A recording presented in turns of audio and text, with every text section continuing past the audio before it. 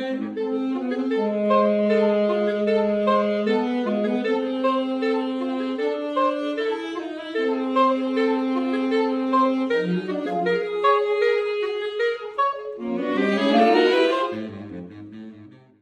a lot, John.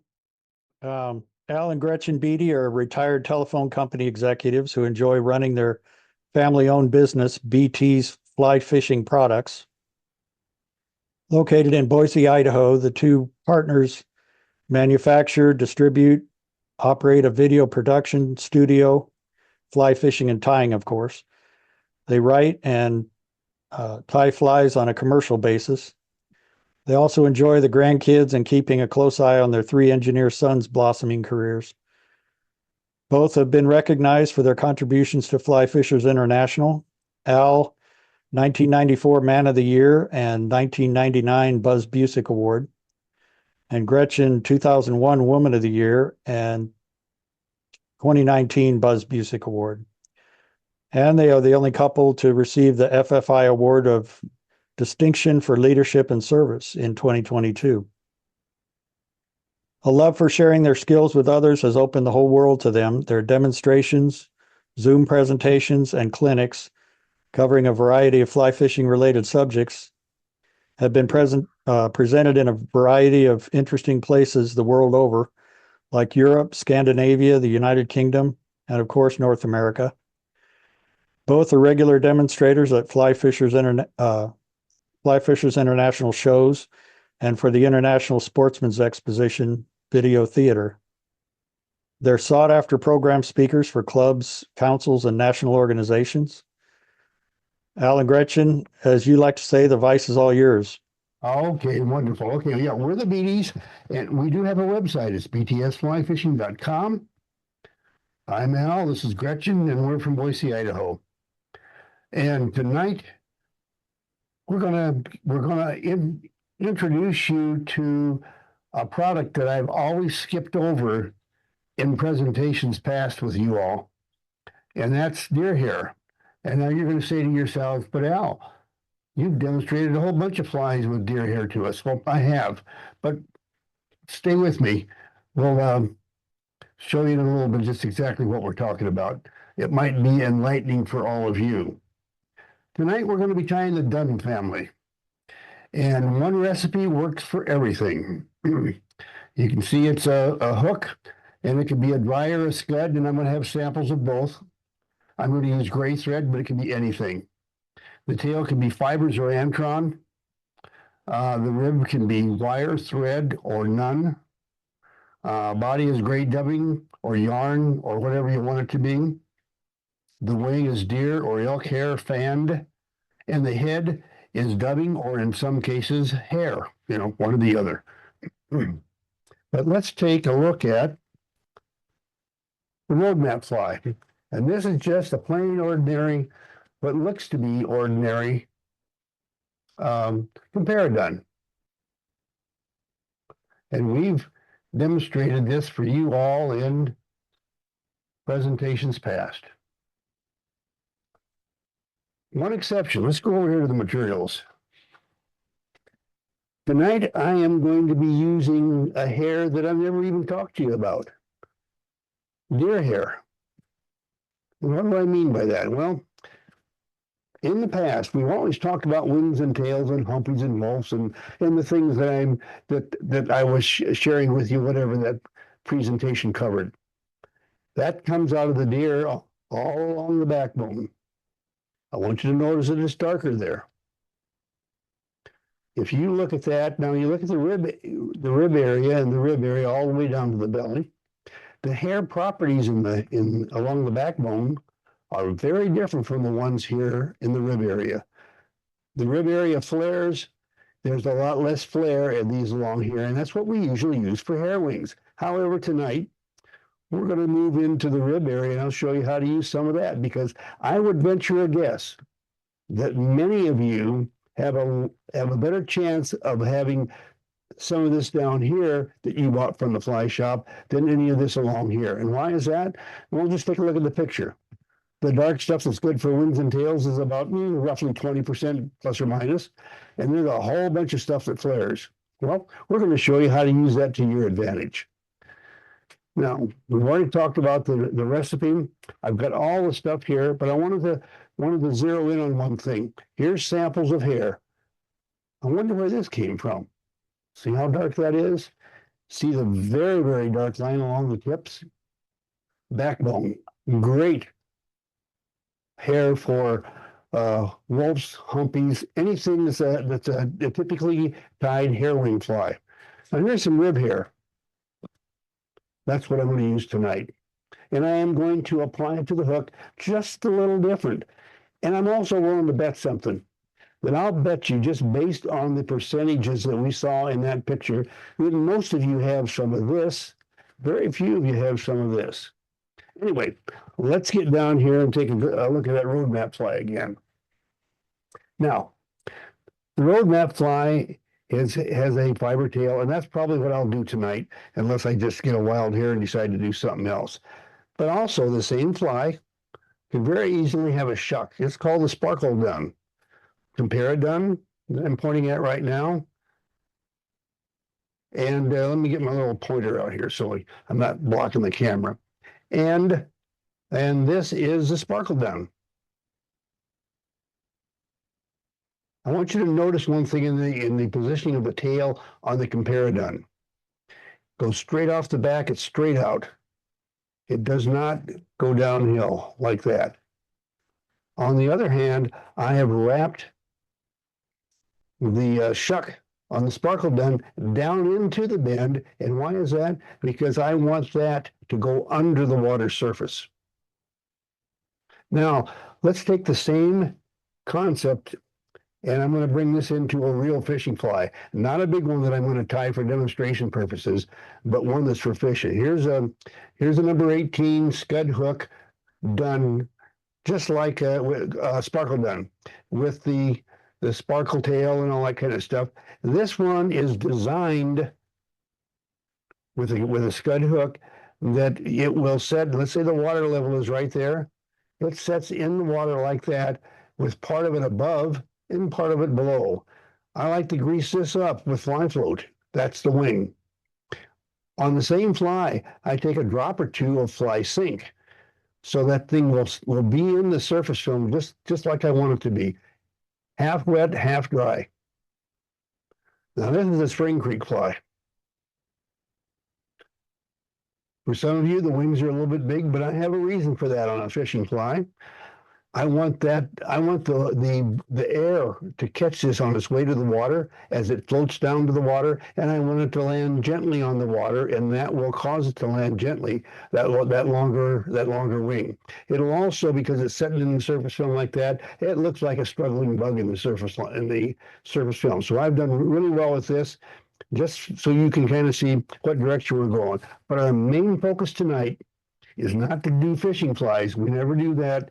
We're going to teach you how to take the hair that you have and turn it into a fly that looks like this. And that's what I'll do right now. I'll just slip over here, get this out of the vise. I'll pick up a hook. Already got it ready here for me. Set this in place.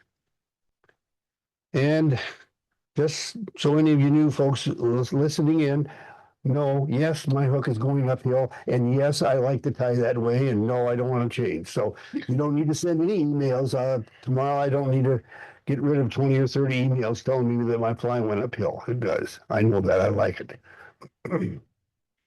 All right. Whoops, I hit the camera. Sorry. Apologize. Switch glasses.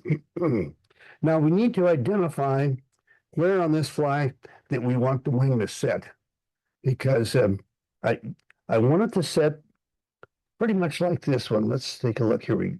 No, that's the wrong one. I don't know what. Oh, here it is. I want it to set more, not quite the 1/3 point, more at the 1/4 point on the hook shank. So I'll just get started and I'll put it right about there.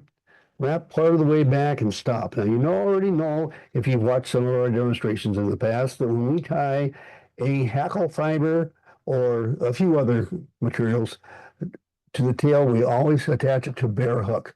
And if you want to know why, you can ask questions, but you've all seen so many of my demonstrations that you probably don't need to have a clarification on that. But if you do, just holler. I got a few fibers left on this one, so I'm just going to use them. And I'll set these others back in the clip so I can find them later. Now I'm going to pull these fibers out, and I want to make sure that the tips are all lined up. I'll grab them with the left hand. Notice how I'm holding it with the left. I will not pull the left away from the feather stem. I am going to pull the stem away from, and almost invariably, they stay nicely lined up. If you do it the other way, at least 50% of the time, they're going to become misaligned. So anyway, I want this to be the tail, and hackle fiber tail to be as long as the complete hook. I'll just set this in place right there. Now I'm going to wrap to the end of the shank. I made that tail just a little bit short. Let me make it just a little bit longer there.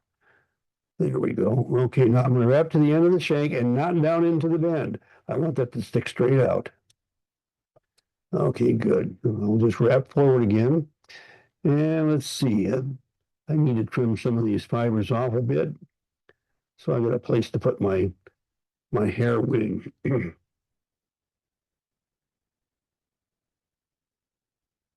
All right, there we go. Now I'm going to throw a half hitch in there just to make sure it doesn't take off on me when I'm busy talking instead of watching what's going on here. And working around the camera is less than easy sometimes. I don't know why it is, but on this one it is for me. Anyway, let's skip over here to the materials area, and I'll get a clump of this deer hair. I like to take the clump and nurse it out with the scissor tip, and then cut it close to the hide. If you don't do that, what you end up is these trim clumps of hair start getting longer and longer and longer as you work your way up the hide, and pretty soon you don't have any room to cut the hair off. Now I am going to get rid of this stuff. Let me get back over here to the tying vise. And there's the bad one. I'll get rid of it right now. There's some really important stuff for those of you that it's very much like the backbone hair. You've got the longest stuff right here and the next longest stuff. And then you've got all this junk down in here and the fuzz. It's no different than tying with backbone hair. The properties in the longer stuff is a little bit different than the properties in the shorter stuff because it's not quite as mature as the longer stuff. And we need to get rid of that because they don't mix well and they don't flare well together. They do flare, but one does more than the other, and it makes a very unkept looking sort of a fly. So I'm going to get rid of all this stuff by moving my finger quickly up and down through the waist ends. And I'm going to move off camera to do that because I don't want this junk all over my camera. So over here I'm going and just get out here. Oh yeah, I needed to talk about something. I'll grab it here in a minute. Back over at the materials area. I'll just set this down for a second. Let me get over here at the materials area. Forgot to do this. It's really important. Now, this doesn't look like it, but this is, let me reach over here. This is a small travel can of Static Guard. I'll just set that aside. I keep that as a, and here's a can of Static Guard as well, but I've taken a clothes dryer sheet and just taped it to the outside with the rubber bands. So if I want to spray things down and get rid of static electricity, I take the lid off and I spray everything down, and I'll do that right now. And me too, because there's one thing about high desert country where we live here in Boise is it gets cold and dry, and static electricity is like crazy. So I put the sheet around the outside so I can just kind of grab it because those are anti-static, and I also spray everything down. So now let me get back to the vise and tying this wing on. I'm going to stack those tips and get them even. And I'm going to put this wing on the opposite of what I've always done in the past, because I'm tying with this hair that flares an awful lot. So let me just get rid of any of the bad ones. What I'm looking in here now is I'm looking for any that's got a broken tip or shorter. See how I just kind of flipped that and some of those came out? And there's one right there that needs to go away. One there as well. Okay, now I don't need to really be that picky, but one of the things I've noticed is that these cameras on Zoom look at our work so close that it's tough to get by with anything. I used to be able to get a show. I used to be able to get by with all kinds of stuff. I can't anymore. Now I'm going to measure this wing for length.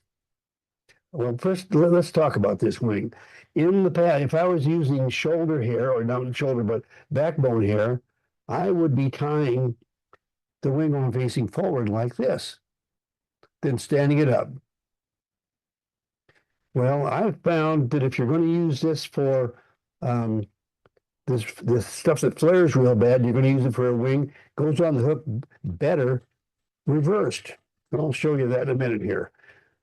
And I don't know why. I think it's because I can see my tie-in point better as a right-handed tire holding the hair left-handed. So let me just make sure I've got all the shorties out of there. Okay, good.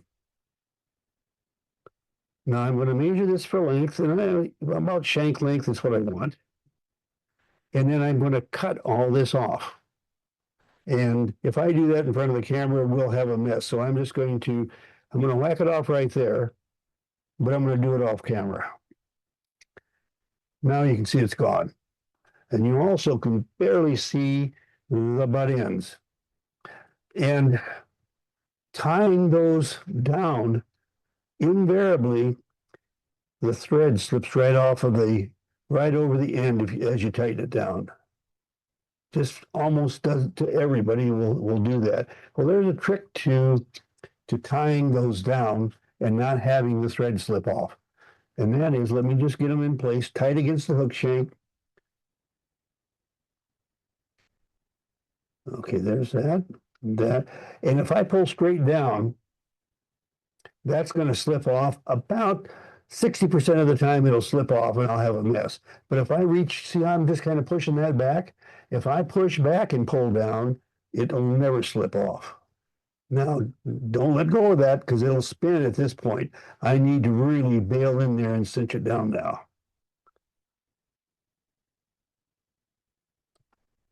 Okay, good. Now I'm just going to wrap forward through those waist ends, and I've got a choice here. And I am going to wrap through these waist ends and pin them down. If I were when I do a future fly here in just a few minutes, called the Muddle Dunn, then I'll use those as part of the head. But anyway, so what I want to do now is I want you to notice that my thread is slightly forward of the wing.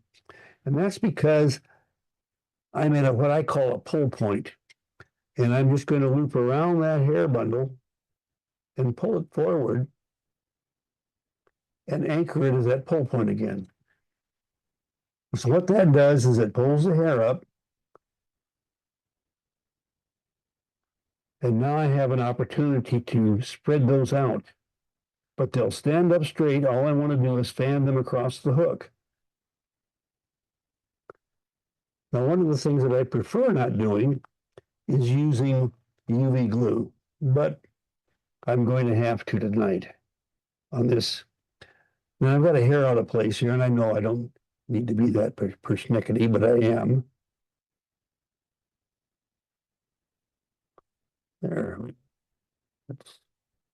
There we go. I finally got him straightened up. Now, I'll get him just like that. That's looking pretty good. Look at it from the other direction. Yep, there.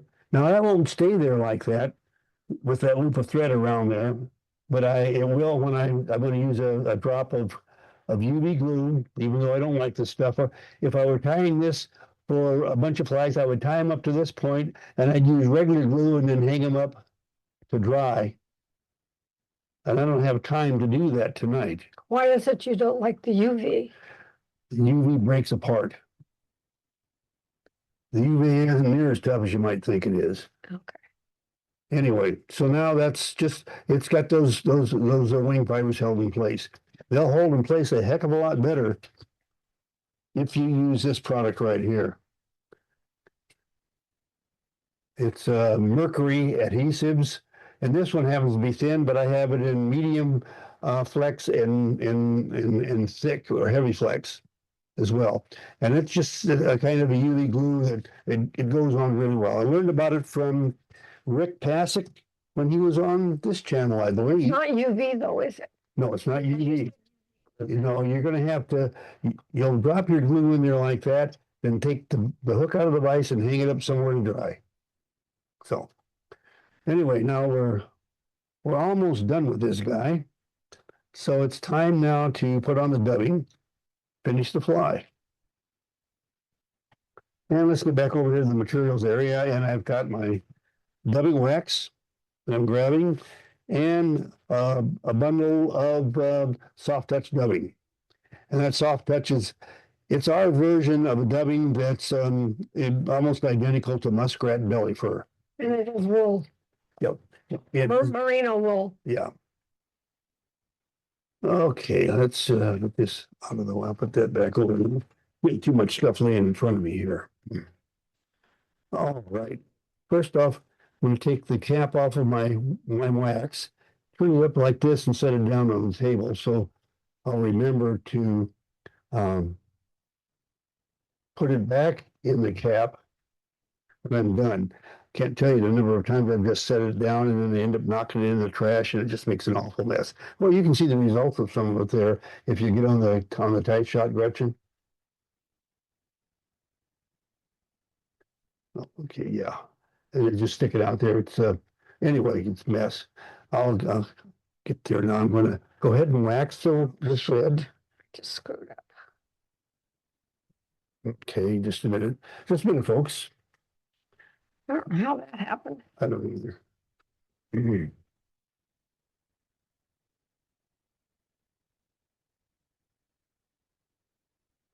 There we go. Okay. Okay, folks, I'm back, and putting my other glasses on. We're getting ready to put dubbing on the thread, and I'm starting with the dubbing wax. Now, it's really important when you use the wax. I want you to notice how close to the edge I've got that. I don't have that sticking up above the edge. And I guarantee you that if you stick it up above the edge, you see how that's kind of chopped up there on top? That's nothing compared to what will happen is if you have that sticking up a quarter of an inch and start slicing it up, it'll look like a plowed field in Nebraska. You notice I used Nebraska instead of my home state of Iowa. So anyway, anyhow, I'm just putting some the dubbing wax on the thread, and I want a sticky thread. And if there's a clump of wax in there someplace, I want to get rid of it. I'm going to set that aside. Now, I want you to notice that I'm turning this down like that. It's going straight down into the cap, so I don't end up messing it up. Now, I'm going to pull a little bundle of dubbing out of the bag, and I'm just going to, I don't even need to hang on to it, but I will. I'm just kind of touching it all along that. You can see it does a pretty good job of evenly distributing the dubbing along the thread, and it'll do that as long as you evenly distribute the wax.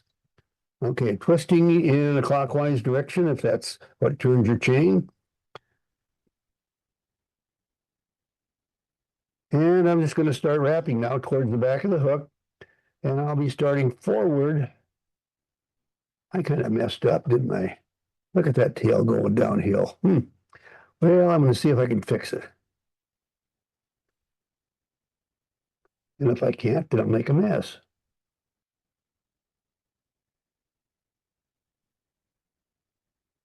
All right.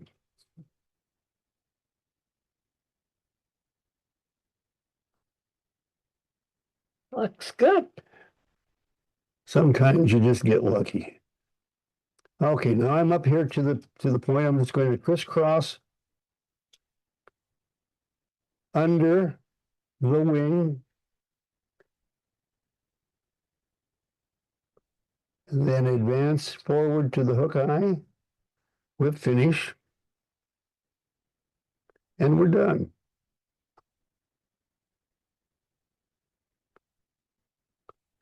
The one thing about going under the tail like that, I made it AK best tail. AK just loved to have the tails fanned out like that. And let me show you my other one. I don't. We used to have some really spirited discussions about that. I like mine, if I hadn't smashed it in my hands, I like them straight out the back. AK liked them fanned out. Whatever turns you on is whatever works. But are there any questions on that?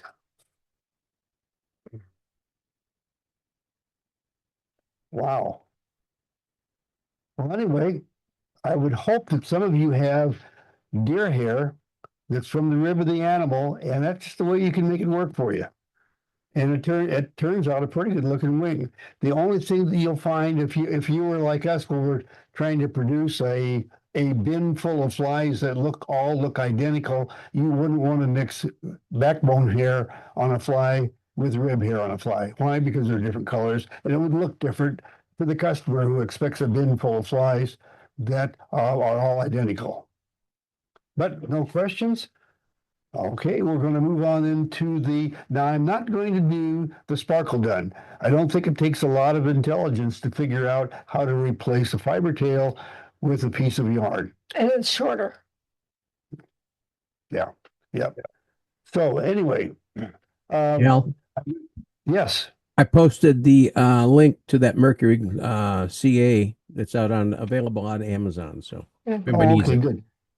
What do we have here? And this looks like there's a, That's probably the, oh, that's what John just posted. Yeah, I'm yeah. sorry, never mind. Yeah, for sure. also on the Sparkle Done, if you want Antron, you'll get a different refraction, and it's kind of fun to use it for that tail too. Have some Antron. In fact, that's what I was using here is that Antron body wool that we got from the UK. That stuff right there. That's what I used on the one that I shared with you. However, I'm just doing on the hackle fiber tails. Why? Because I think they look cooler than a piece of yarn hanging out the back of a fly. Though that piece of yarn hanging out the back of the fly, that guy right there has caught one heck of a lot of fish for me. I mean, not that particular one, but that design with a range of colors based on whatever's going on in the water. Anyway, I'll set that one down. And let's get another hook out here. And now this is going to be the Muddle Dunn.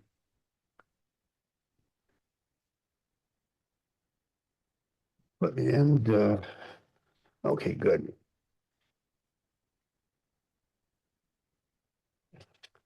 And I'll just do the same thing. I'm going to start in about the same place. And going to wrap about halfway back. And stop, because I want to tie my tail to the bare hook. And I'll reach over here in the materials area. And Excuse me, sir. okay. And I'll pull this. I am off. online doing training. I need you to hang up, please.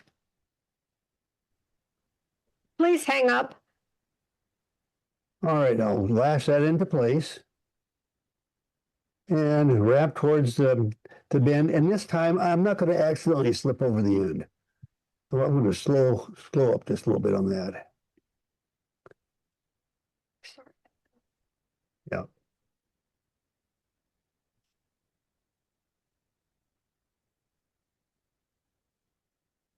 Oh, okay, now we're just right back. Now I'm going to do something different. I'm going to put on the body before I even tie on the wing. And you'll see why here in just a minute. We'll just put some wax on.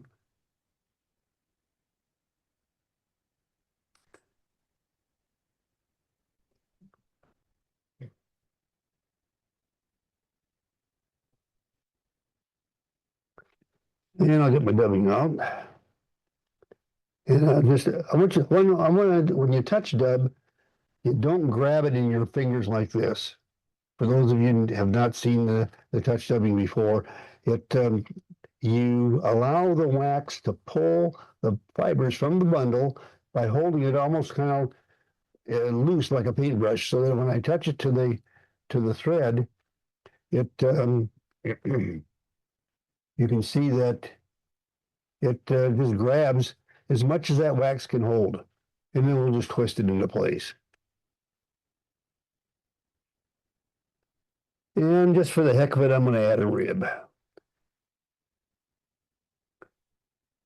I'll just get this going. So if I'm going to rib the thing, I'm going to start right about here with the body.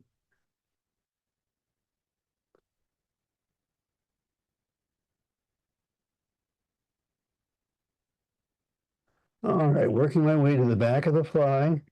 I want to make sure that I run out of dubbing just as I reach the very end, which I did. Now I'm going to wrap forward with the thread, and the thread will switches from its position, its job as a thread, to it becomes a rib. And that rib isn't going to show up anything except when it gets wet. It's going to provide segmentation. And we've tied a ton of flies that way. Works really, really good. Now let me get back over here to the materials area. And we need to get our wing hair out. Just like we did before. I'll just dig down in here. And, oh, I got a problem with it. I want you to notice, see if you can see. I don't know if you can tell really well, but there's kind of a curve in this hair. It goes in I'm kind of exaggerating, but it goes like that. I'm going to show you how to deal with that. There's no reason to throw it away. You can make that work for you. Let me cut that out. And I think maybe you can see that there's a bit of a curve in that. It's far from straight. Let's get over here at the vise. Get rid of that trash. And it all makes kind of a curve, kind of curves down just a little bit. Well, I'm going to flip that over so that the curve is towards me. And I'm going to take my thumbnail and forefinger and just go along that bundle of hair and pinch it a couple of times. And that straightens it right out. And now I'm going to do just like before. I'm going to keep layers one, the long layer, and the layer just under it, and everything else goes away. Because why? Different properties, it will flare different and cause a mess. So I'm just going to move back out over the waste bin.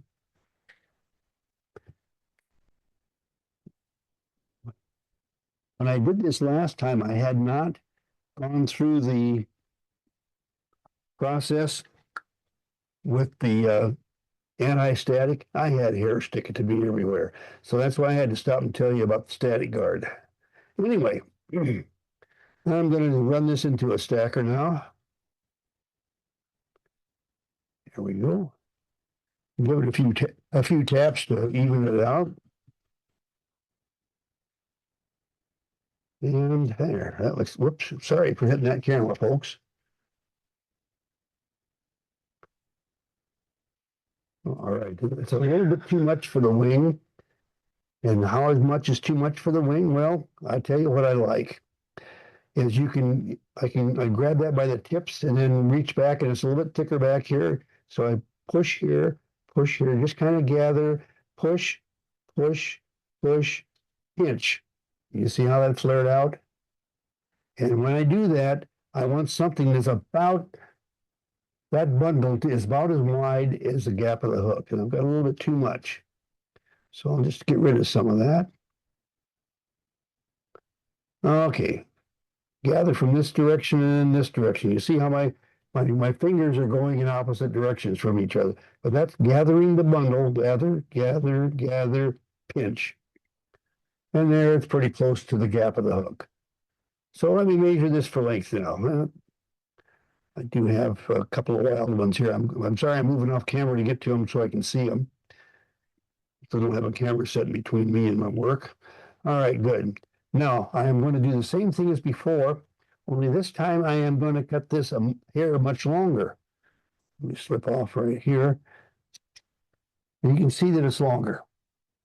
Where I had it where it just barely stuck out between my fingers and so forth. So now I'm just going to do the same thing as before. Cinch it down, really get into it, really get into it, really getting tight. And I broke it. And that happens. Hand me your hair, your gray, Gretchen. I'll just use a, if you want to string that for me. Thank you, sweetheart. And I'll have to switch. We find out if that's got it's looped around the bobbin. Let me get that squared away. There we go.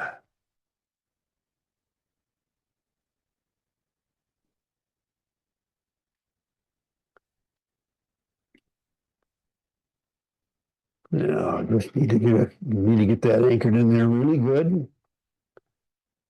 Okay. Get rid of my tackle pliers.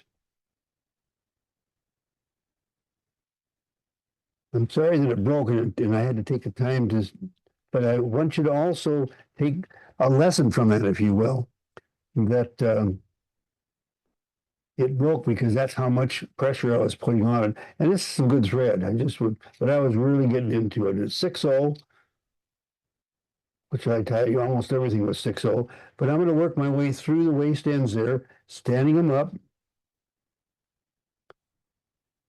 And now, before I go and finish this, I'm going to take a loop around the wing. And then back in front. And let's see if that's going to spread out and become a pretty good wing. Yep, sure is.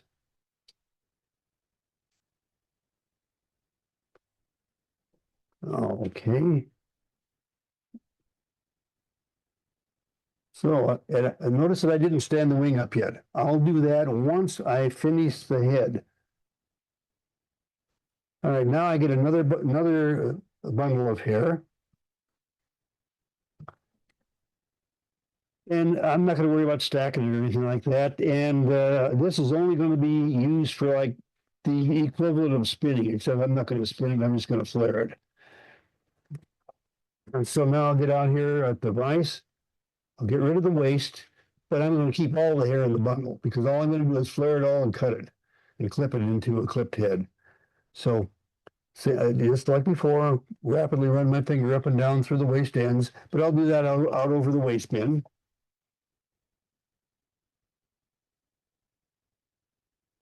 Okay. Now I'll just push that back a little bit. Put that bundle of hair in there on top of the hook.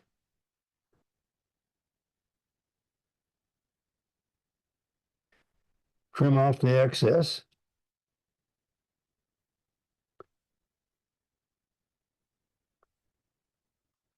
And get ready to do whip finish. And I'm going to use a half hitch tool this time to do that. I want you to notice how I won't use the thread right now, but that half hitch tool, whip finish tool, can get in there and push the hair out of the way while delivering a half hitch or a whip finish. So here's the half hitch delivered tight up against that hair. Notice how that kind of helps that hair stand up. Now I'm going to do a whip finish tight up against the hair. 2-turn whip finish. Another 2-turn whip finish tied up against the hair. Okay, there we go. Now we'll cut that. And now we get to the last part of the Muddle Dunn. And that is trimming the hair.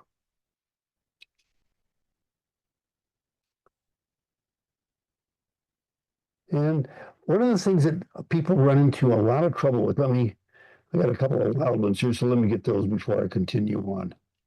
Okay, you trim your muddler head now, and what I'm going to do is I'm going to trim a small muddler head on this fly, and they'll end up with a head that looks pretty good from the side like this after they've trimmed it, but then they look at it from the front, and it's all lopsided.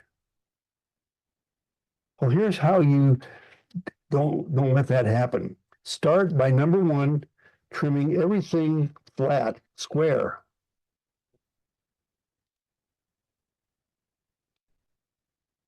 See how I flatten off that side there? Now I'm just going to go flat across the top.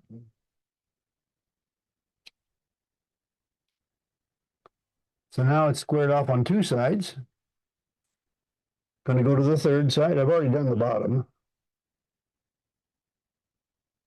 Squared up. It's a lot easier to cut it square. So now when you look at it from above, it's even on one side or the other side. And of course, when I get done trimming it, it's going to be even all the way around.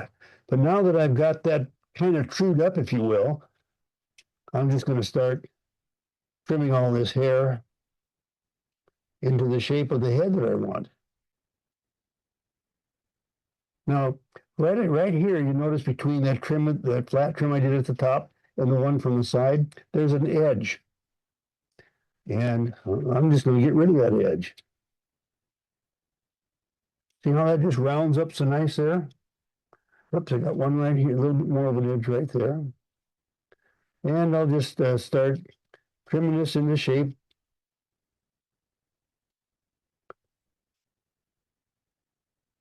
Now, I've got some wild ones back there, right up against the wing. Well, it looks like a collar right now. It'll be a wing here in a little bit. But what I'm going to do now is I want to trim that off, and I'm not going to trim like this because I'm going to end up cutting those guys. I'll trim it like this. I'll bring it in, push down. That pushes the long ones out of the way so I can trim the short ones, just like that. And there's a, and I'll just do that all the way around.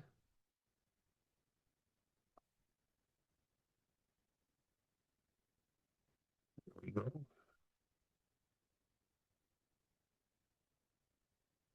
And that's sure, I got a wild one there. That's one of the things about tying with a camera. You sure see the bad spots real quick.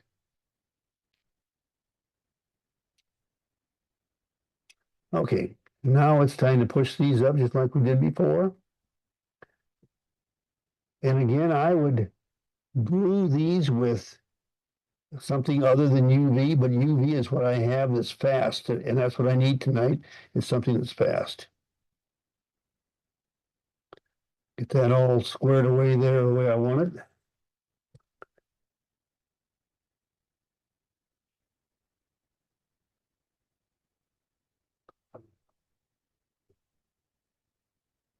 Okay, that's just about the way I want it.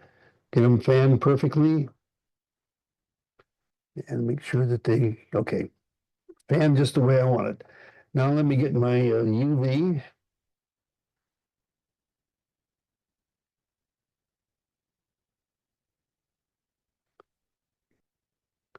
And I'll grab the white.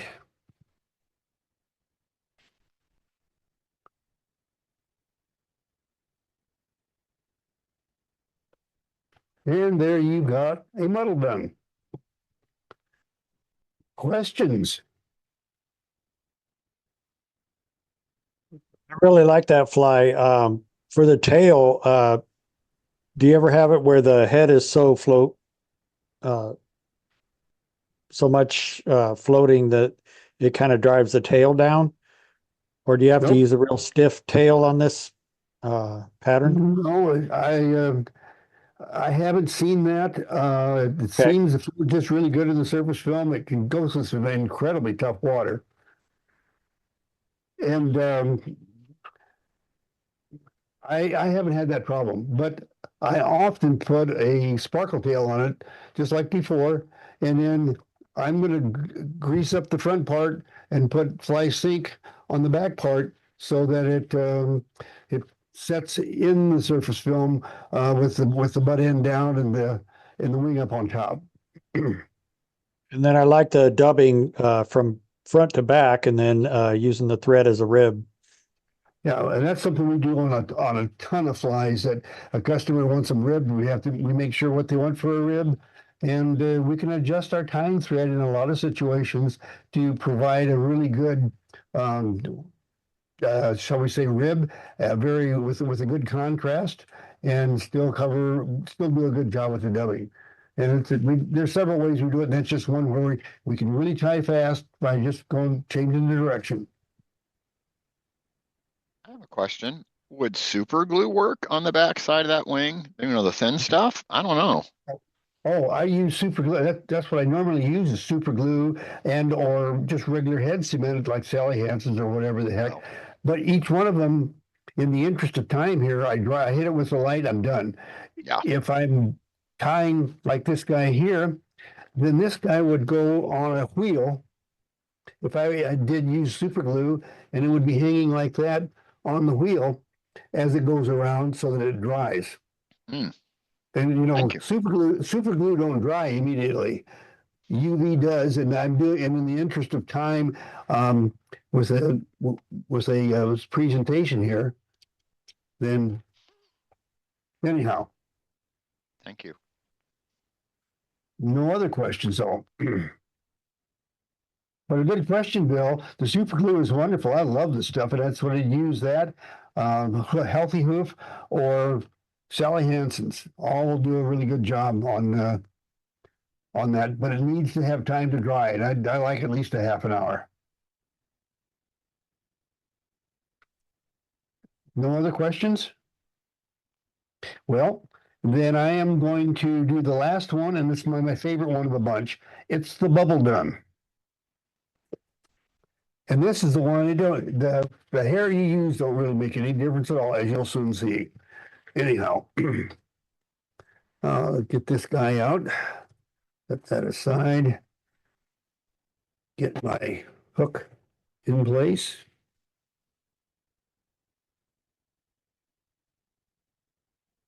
And is this yours or mine? That's yours. Here's, or mine. Here's yours. Okay, good. Thank you, sweetie. I may be back for that again. Who knows? Anyway, I'm just going to start the thread right here at the hook eye.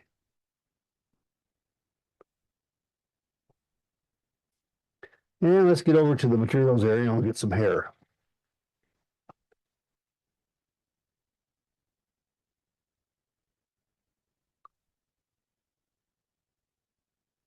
Okay. And then we'll get back over to the vise. Same thing as before. Keep the longest two, get rid of the short stuff in the trash. And I'll be back in just a moment.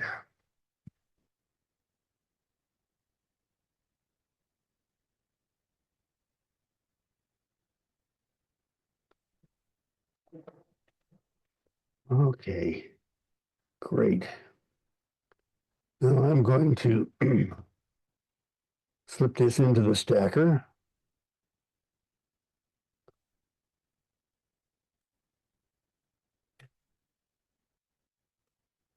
And this time I'm turning all the others, I'd turn my stacker this way with the tips pointing towards the back. Well, this time I'll turn my stacker in the other direction with the tips pointing forward, and you'll soon see why we need to do that.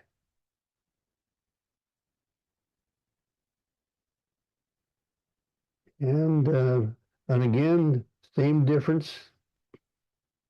Pinch. Too much. Let me get rid of some of that. Now this is a guesstimation process from here on. And what I like the best is to start, and then once I find the exact measurement that works best, then keep it. But what I'm going to do right now is I am going to measure the complete length of the hook. Because what does this thing have to do? It's going to be tied on the front. It's going to be bent back. It's going to be formed into a half of a bullet head and then a wing standing up. So I need to have enough length to do that, and I cannot do that with the amount of length that you would have for just a wing. You've got to add in and guess how much more you're going to need for the fold over. So I'm going to just guess at that right there. And I'm going to do something different than I have done before. I want to make sure that there's no way that this goes down on the side. Now, if I wanted to have a bullet head instead of a half of a bullet head, and then I would just go ahead and tie it on. It would spin around and it wouldn't make any difference. But I want to make sure this stays on top. So I'm going to loop around the bundle. See how I've got that bundle caught? Now I'm going to come down to the hook and cinch it into place. And that keeps that guy right there.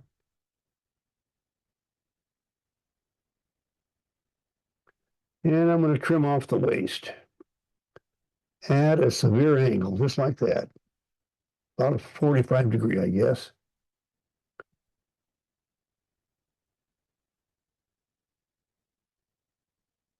Okay, now it slipped back on me. I want you to see this right here. And I'm going to fold that back and I'm going to have a big old empty space right there at the front. Well, I've already taken that into account. And over here in my materials area, I laid out my hair packer. Now this is usually done for packing hair on something like a bass bug or something that's tied out of spun hair. But I am going to push my wing and stuff forward just like I pack hair when I spin it on trimmed bass flies.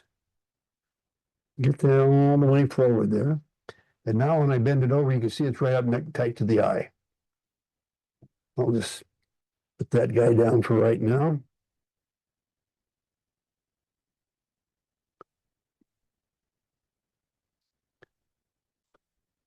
And I want to make sure that that stays up on the sides. You can see that it's up on the sides, not on the bottom.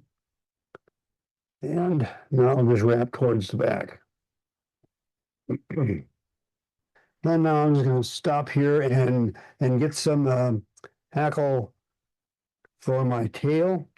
See, I have a little bit of a coq de leon left here. I think I'll just take some of that. That's some pretty good looking stuff.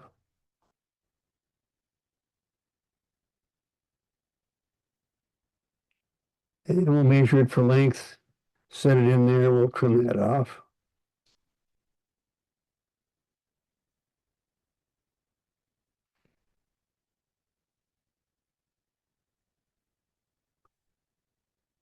All right, there we go, right there. That looks pretty good. You're going to see pretty quick why I like this fly so much. Because I'm going to have it done here pretty quick. I'm just going to put on a body. And it could be a yarn body if you wanted. And I've done as an example on this fishing fly here, there's a little space there, but that body is just thread with glue. Anyhow. And Mike Kelly, do we want a rib on this one or do we not want a rib? Let's do a black rib. No, Jesus. Do you have a marker? No, you're gonna get a gray rib, I'm sorry. Do you have a Yes, marker? I can do a black rib, just a minute. I'll do it. Now, there's several ways to do that, including the black marker that you just talked about. But I don't want to have any of that slopping over, so I'm just going to get this right here. I've never done this before. I mean, I've done something like this, but I've never done it while dubbing a body. We're going to find out if it works. Okay. Great. Now I'll get my dubbing out. Sorry, I had to challenge you. Yeah, well, that's all right. I've been in some of these presentations where it was up to the audience to try to challenge me at something that I couldn't do. And every now and then they come up with something, but I've had a couple flies in my ears at the vise. And anyway, so I'm just going to wrap towards the back as I'm dubbing my body. And I want you to notice that the weight of the bobbin allows me to wrap that black to the back.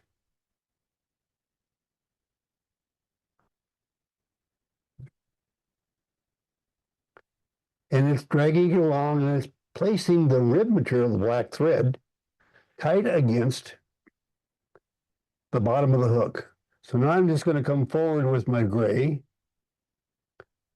You won't see that when I get done here. And now we're going to come forward with the black.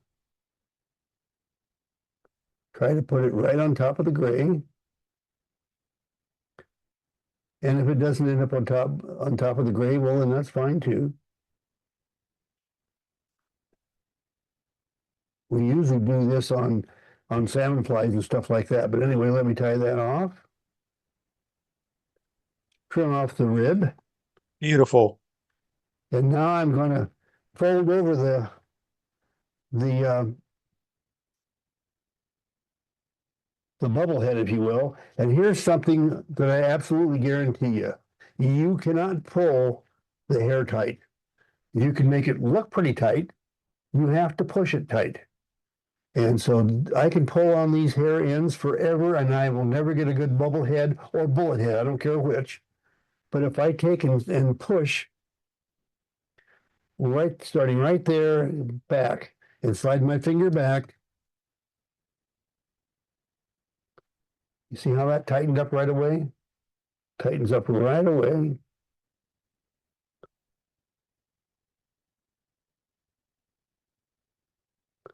Now I'm just going to take a loose loop around there, wanting to make sure that that's nice and tight.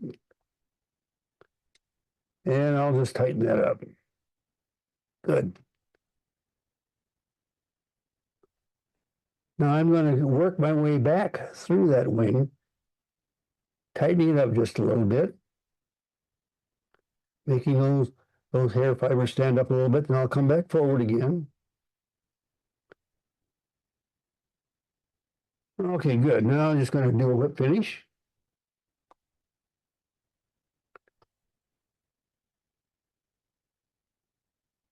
And I kind of screwed up. I didn't do a good job of covering up my waist ends when I trimmed it. And, well, anyway. So now I would normally get out my crazy glue. That's going to be setting up just about the way I want it. I want to make sure that it's fanned out even across the top of the hook.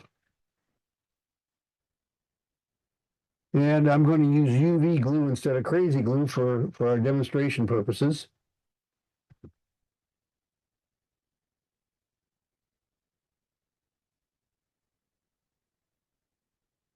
And I'll get my light.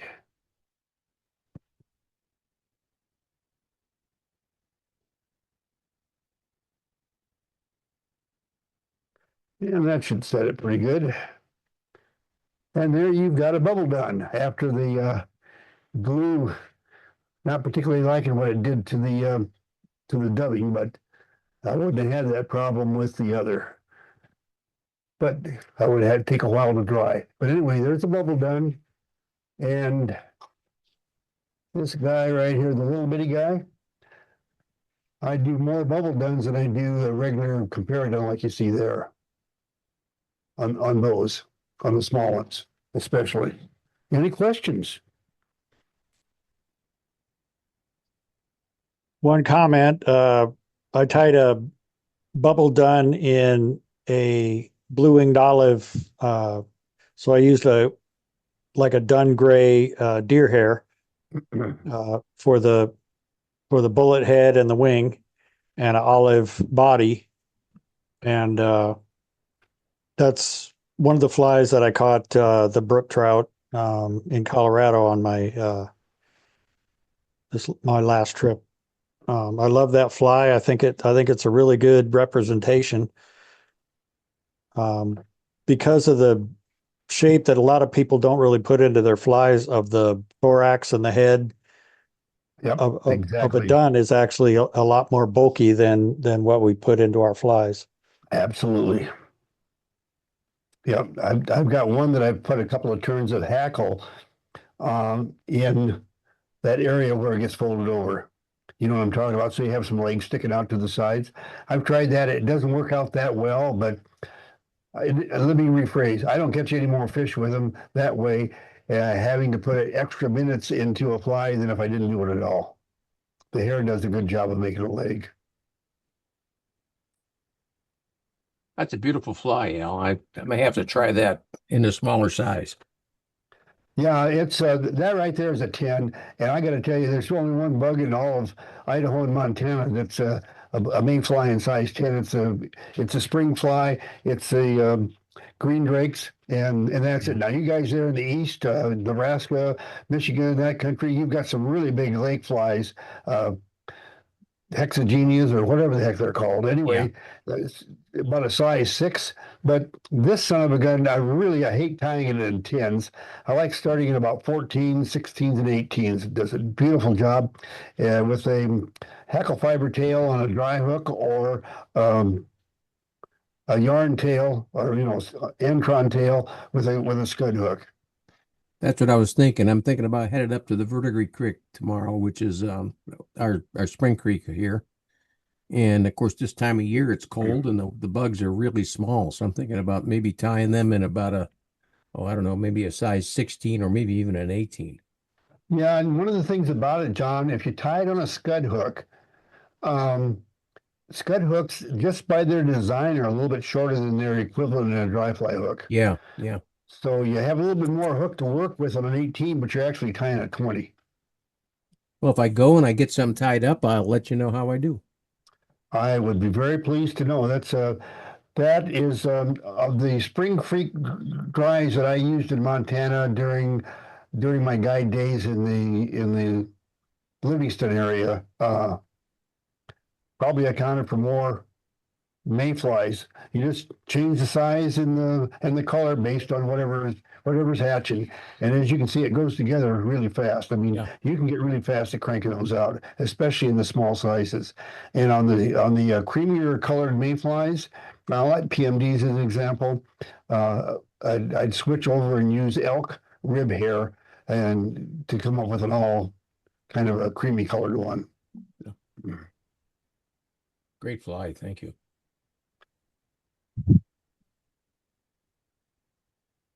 Anybody else have any questions for Al and Gretchen? Have you found that I just kind of wonder by the dynamics of the hair, whether the Bubble Dunn or the Muddle May, which one actually kind of has the best flotation, whether the Muddle May with that muddle head, whether that floats better or the Bubble Dunn. I love Yeah, I do too. They're good, but you know what? I can tie 3 of the Bubble Duns to one of the Muddle Mays, and I'm the guy that developed the Muddle May, and the Muddle Dun is almost identical to the Muddle May, and they're one of the things that I do to kind of show people some of the things you can do with a bunch of hair. But the truth of the matter is, I mean, I'm not going to argue with you on that, but I don't think I you get. have to tie them. I don't tie them. I know. But that's why you get a lot more Bubble Duns out of me than you do Muddle Mays. Al, one of the things, and I just sent you an email here, is that's always fascinated me, and I have absolutely no idea how to do, is I see fly tyers substituting materials all the time. And you've done it, and Gretchen's done it, and Jim has done it. The question I have, and what I put into my email was, how do you decide on the material you're going to use to make a substitution? And I think that's something that I'd like to see you talk about someday or address someday in either one of your Zoom calls or one of ours. Like how do you know to substitute, for example, a paintbrush for a fibbit? How do you know when that's appropriate, when it's not? It's always appropriate, John. I've talked about it in the past, but one of the reasons that we have the presentations that we do, John, we don't teach patterns. Yeah. If you want to know how to tie a Thunder Creek streamer, go online. There's all kinds of places. And if you got to have Go to one that's Google, got to have yeah. a red body, you can get that. I'm going to show you how to manipulate the materials to make the Thunder Creek streamer. And just like we did tonight, took a non-traditional material, the flary rib hair, and turned it into an acceptable substitution. And the reason I did that is because 80% of the people out there has got the flaring type of hair, and only 20% have got the backbone hair that doesn't flare. Yeah. Part of the decision too is what are we going to be doing with the fly? If we're tying for a fly shop, we tie them with the material they want, how they want it. Absolutely. If we're tying for ourselves, we're probably going to think about where we're going to fish and what do we want the fly to do. So, and lots of times we'll use like an Antron or a poly Yeah. because it lasts longer and you Never gets waterlogged. get waterlogged. So how do you But find we out wanna- the properties of the material that make it the proper substitution? For example, how do you know to substitute Antron instead of wool yarn? You see what I'm saying? For somebody Yeah. like Yeah. me who's not familiar with the properties of the materials, how do you make those kinds of decisions? Yeah. Yeah, it's well, one thing the poly yarn Gretchen mentioned, we tied a lot of bubble duns out of poly yarn, especially the really small ones. Mhm. It doesn't take a rocket science to figure out how to substitute the hair, and it'll be a lot quicker and faster, and it fishes just as good. Okay, now the yarn that you were talking about, an Antron yarn, you look at them and one is sparkly and one's not, and that's I don't like to use Antron on a bright sunny day. no, it's Okay. an overcast day fly, and it just But some like the paintbrush, some of the idea too is to come up with materials grab that paintbrush kit that you've got there. that are less expensive so that other people can, so people can tie for less money Sure. when they're starting out in particular. And here's something, this is a makeup brush kit from Amazon with a whole bunch of brushes in it. And let's see here, I'll take and tie, get one of those out, Gretchen, I don't care which. And I'll tie a tail on the hook with those paintbrushes. Why don't you use this one? Okay, we've got one we've already worked on, rather than messing up a good one out of a kit. I got one right here. So I'm gonna tie a tail with this right here. And you can get those for about $1 at the dollar store. And let's go over here to the vise, and just real quick, I'll set a hook in the vise and we will just put a tail on.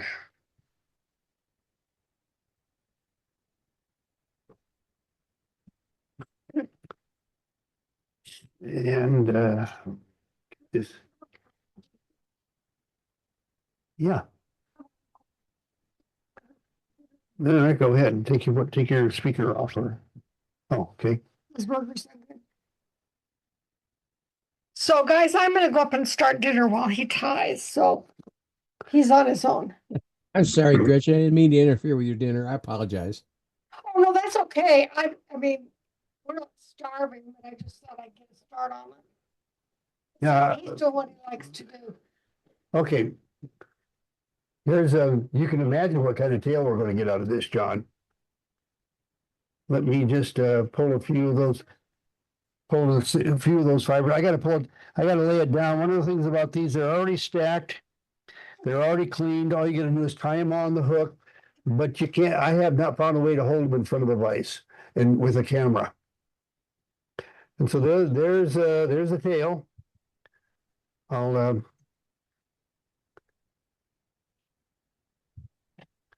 and you'll never, doesn't that make a good looking tail? Out of that, I mean, you've got everything already stacked and ready to go. Now, Al, would you use that material on a dry fly or a wet fly or both?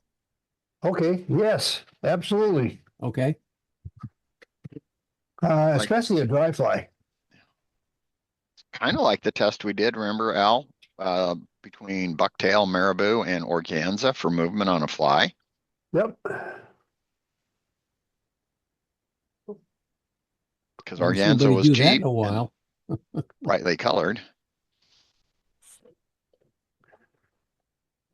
Okay. Thank you, Al. Absolutely.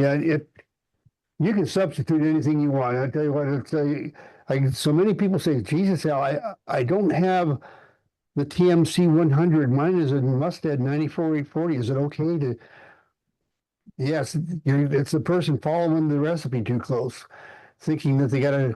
The truth of the matter is, the reason that the tire used a TMC 100 is for two reasons. That's the only thing that the fly shop had, or like me, whenever I tie something, you can rest assured that it's something I have available on my website. I'm not going to use a TMC 100 because I don't sell them. Yeah. So, Yeah. that's just marketing. That's just the way it is. Yeah. I'm the same way. I got a bunch of TMC 100s and GCA 100s, and I use them. I use the hell out of them. So, okay. Yeah. And it's just, We talk a lot in our fly tying classes about why I always say use a standard dry fly hook, or use a scud hook, or a 3X long or a 4X long or whatever. And the reason is it really doesn't matter the manufacturer. If you look at his, it's dryer scud, size 8 to 20. Yeah, exactly. The key is, if it's a dry fly, you want it to be light wire. If it's a wet fly or a nymph, you want it to be a heavy wire, because that makes it sink. You can tie a nymph on a light wire, it just won't sink as fast. And if that's what you want, then that's good. Yep. When you start into materials, obviously, the key is the first thing that comes to my mind is, does it look like what the original fly had, as far as, color or texture. But if it's a dry fly, you want it to be stiff. That way it'll ride on the surface film.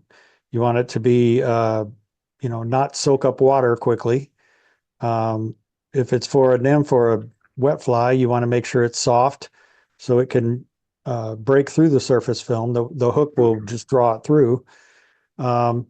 Maybe it'll move a little bit. So you don't want stiff for a nymph. So, I mean, there's a lot of different considerations. I mean, you could go on for probably a season on substituting materials, but it's an interesting topic. It's an interesting thought. And it depends on the type of fly tyer you are. I've always kind of tried to mimic things exactly how they were intended to be, for history and all that.